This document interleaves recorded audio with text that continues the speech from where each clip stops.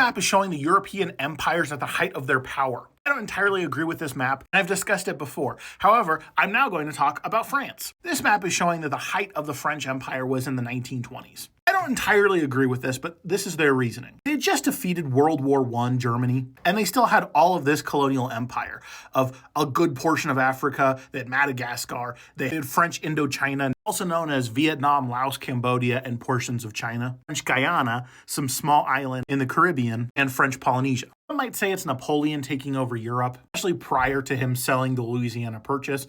Another option would be prior to the French and Indian War, in which France had all of this territory. There's definitely a difference between power itself versus land holdings because different empires had different things. Napoleon had a lot of power in some ways and a lot of land in others. However, I also think that you could say that the French post-World War I, but prior to World War II, also had quite a lot of power. You could also say prior to France falling apart and having all of their colonial conquests in the Americas might actually be the largest French empire. It's hard to say. Because without finding an exact map determining the square miles of each one of these first and second French colonial empires, I'm not sure which one's actually bigger. It's hard to say if land mass itself is really the equivalent of power. Though France, post-World War I, prior to World War II, had a decent amount of power that they did wield around the world, as well as in Europe.